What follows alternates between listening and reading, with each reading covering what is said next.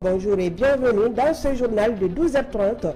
Une présentation de Anchata Koulibaly. La mise en onde est assurée par Siaka Traoré.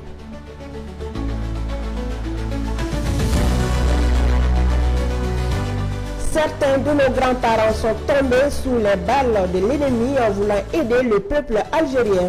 Et jusqu'à présent, il y a des anciens combattants qui traînent les séquelles de cette guerre, comme Brahima Maïga. Il va nous donner des explications sur sa participation à la guerre d'Algérie au cours de ce journal.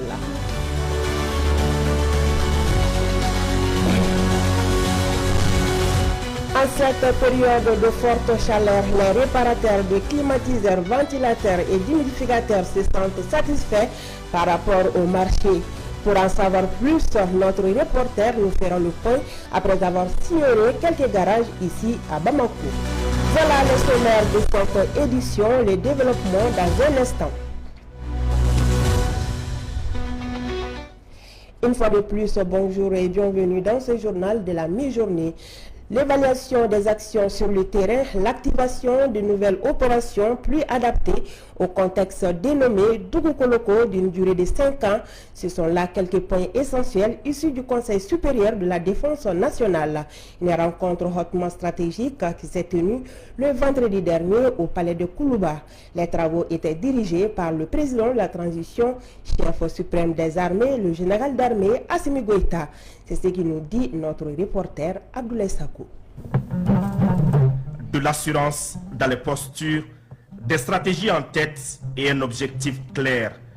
Défense de l'intégrité du territoire et de la souveraineté nationale.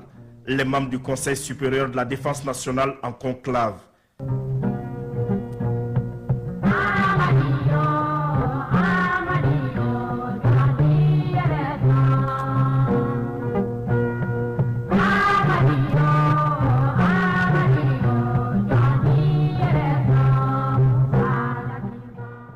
En 12 pas, sur environ une distance de 15 mètres, le chef suprême des armées, le général d'armée Assimi Goïta, s'installe dans son fauteuil du président du Conseil supérieur de la défense nationale.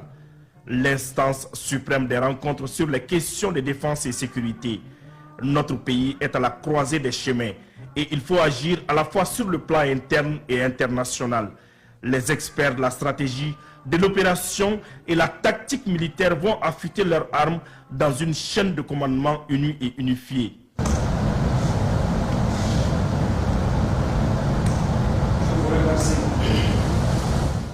Après avoir observé une minute de silence au début des travaux, à la mémoire des héros tombés